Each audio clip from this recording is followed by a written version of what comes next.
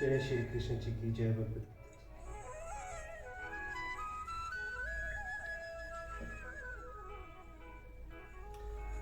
संबंध उपयुक्त श्लोक में ये बात कही गई कि ममता,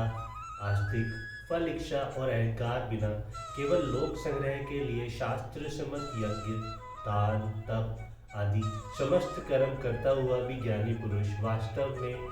कुछ भी नहीं करता, इसीलिए वह कर्म बंधन में नहीं पड़ता। इस पर ये प्रश्न उठता है कि ज्ञानी को आदर्श मानकर उपयुक्त प्रकार से कर्म करने वाला साधक तो नित्य नैमित्तिक आदि कर्मों का त्याग नहीं करते, निष्काम भाव से सब प्रकार के शास्त्र विहित कर्तव्य कर्मों का अनुष्ठान करते रहते हैं।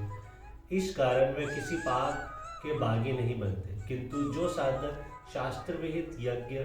दान आदि कर्मों का अनुष्ठान ना करके केवल शरीर निवारण मात्र के लिए आवश्यक योग, स्नान और खाना पान आदि कर्म ही करता है, वह तो पाप का भागी होता है। ऐसी शक की निवृत्ति के लिए भगवान कहते हैं, निराशी यत चित्तात्मा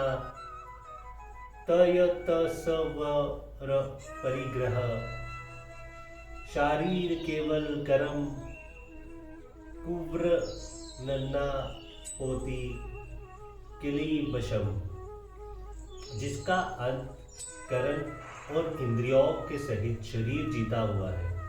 और जिसने समस्त भोगों की सामग्री का परित्याग कर दिया है, ऐसे आशारहित पुरुष केवल शरीर संबंधी कर्म करते हुए भी पाप को नहीं प्राप्त होते। निराशी यत चित्तात्मा और तथ्य सर्व परिग्रह, इन तीनों विशेषण के प्रयोग यहाँ क्या अभिप्राय है। जिस मनुष्य को किसी भी संसारिक वस्तु की कुछ भी आवश्यकता नहीं है, जो किसी भी कर्म या मनुष्य से शरीर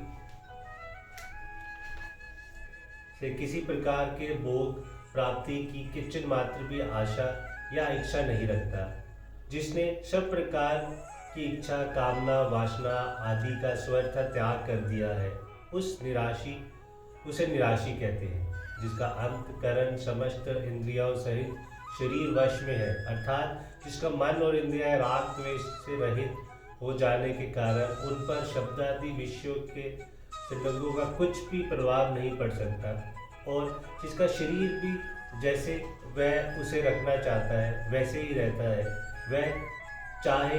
गृहस्थ हो या सन्यासी यथाचित्तात्मा है, और जिसकी किसी भी वस्तु में ममता नहीं है तथा जिसने समस्त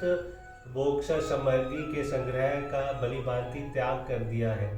वह सन्यासी तो स्वतः त्यक्त स्वर परिग्रह है ही।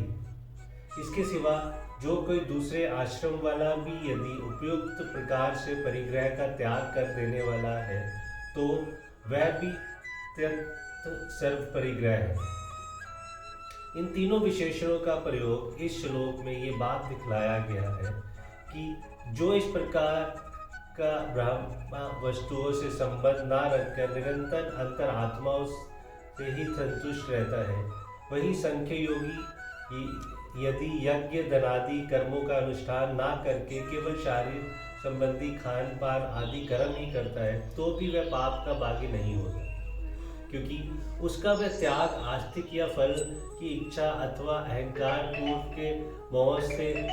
किया हुआ नहीं है। वह तो आस्तिक फल इच्छा और अहंकार से रहित स्वतः शास्त्र सम्मत त्याग है, अतएव सब प्रकार से संसार का हित करने वाला है।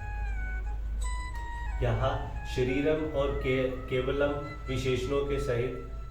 कर्म पद कौन से कर्मों का वाचक है और क्लिप्शम पद किसका वाचक है तथा उसको प्राप्त न होना क्या है। शरीरम और केवलम विशेषणों के सहित कर्म पद यहाँ